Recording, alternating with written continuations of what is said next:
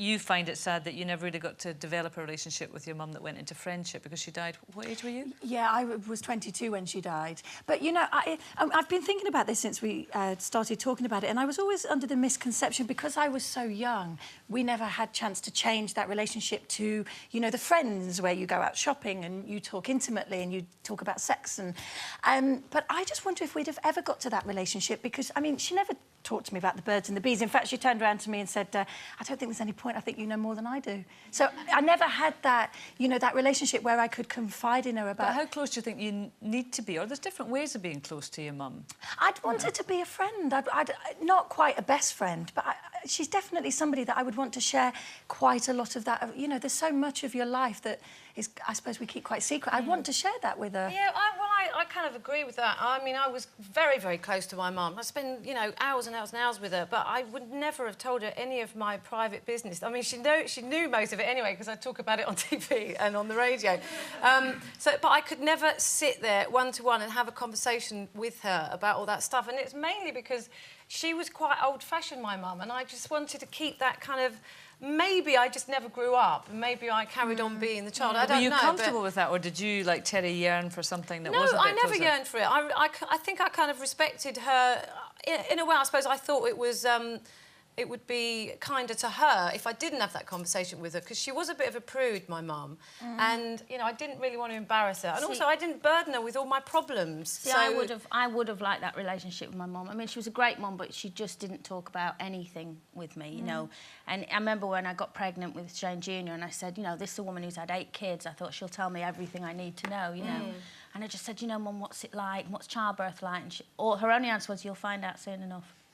You know, that was always her answer, you know. If I was broken-hearted, it was, oh, don't worry, there's plenty more fish in the sea. She'd never sit down. And I think that's probably... a generational thing, yeah, really, absolutely, isn't it? Yeah. absolutely. And you just didn't discuss it. I mean, she didn't discuss her problems with her sister, because you kept all your private things to yourself in that age. Exactly. And I think that's why now I've gone the complete opposite with my kids, you know, where I am like, you know, they do tell me. But there's still a boundary, surely, because you've still got to be their mother. You've still got to set absolutely, boundaries. and they know where, you know, they know where there's a line, and they know how far they can push me, but they also know that they can come to me and tell me anything. I get quite shocked, though, when some of the things you talk to us and you tell us what, you know, you talk to Shane and Jake about.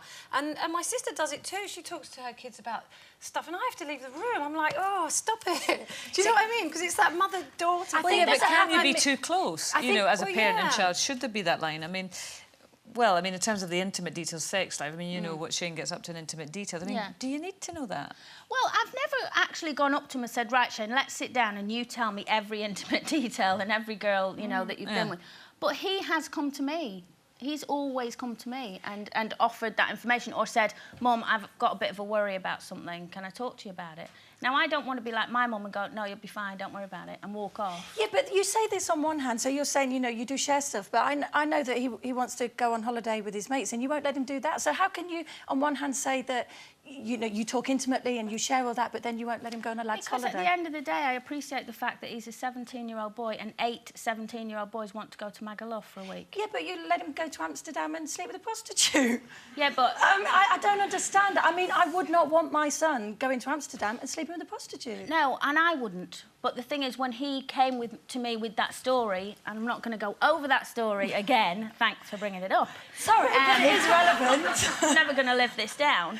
The fact is that I think it's more sensible when my son says to me, you know, I'd like to go and see the red light district, and I'm saying, right, you can go with an adult and have very controlled, very clean, controlled sex. We're not talking about backstreet prostitution. We're talking about the part of Amsterdam that's very controlled. Oh, yeah, she'd pay for the top one. Yeah, exactly. Well, actually, yeah. Going to Magaluf, it's part of growing up, isn't it? No, going to Magaluf with 7 or 8 17-year-olds, they're going out to get absolutely They have condoms, Mum. And you think a 17-year-old, when he's had 15 buckets of tequila, is going to remember to put a condom on and sleep with a girl who's probably slept with every one of his mates 5 minutes before.